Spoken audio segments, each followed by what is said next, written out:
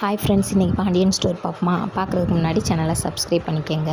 வாங்க வீடியோக்குள்ளே போகலாம். என்ன நடக்குதுன்னு பார்த்தீங்கன்னா, கார்த்திகேயனை கூப்பிட்டு அவருக்கு நம்ம சொல்லிடுவோம். அவங்க அரசியை கல்யாணம் முடிச்சுக்கிறாரோ முடிச்சுக்கலையோ, நம்ம பிள்ளை மேலே தப்பு இல்லைன்றதை சொல்லிடுவோம் அப்படின்ட்டு பாண்டியன் மயன்கிட்ட சொல்கிறாங்க. மயன்கிட்ட சொன்னோன்னுமே ட்ராவல்ஸ்க்கு வர சொல்லி கார்த்திகேயன்கிட்ட சொல்கிறாங்க. நம்ம கதிர், செந்தில், அவங்க மாமா எல்லாரும் சொல்கிறாங்க, இங்கே பாருப்பா,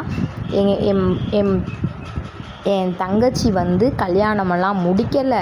இப்படி அந்த பிள்ளைக்கு வேறு ஒருத்தரோட கல்யாணம் வச்சுருந்தோம்.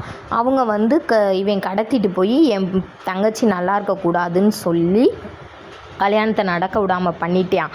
இதுதான் நடந்துச்சு.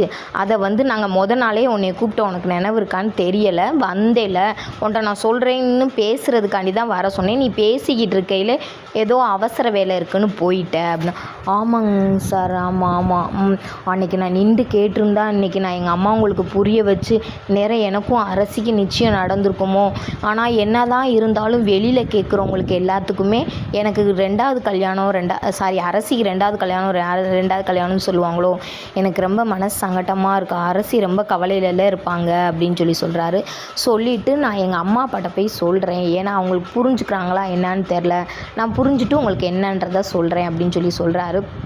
பரவாயில்லப்பா, என்னவாக இருந்தாலும் பரவாயில்ல, நீங்கள் என்னான்றதை எங்களுக்கு பதில் சொல்லுங்கன்னு சொல்கிறாங்க. அப்புறம் பார்த்திங்கன்னா, மயில் வீட்டுக்கு குமார் ஒய்ஃப் போயிருக்காங்க. போய் வீட்டில் நடந்த பிரச்சனை எல்லாமே சொல்கிறாங்க. சொன்னோன்னையுமே மயிலோட அம்மா மூஞ்சியை பார்த்திங்கன்னா ஒரு மாதிரி மாறுது.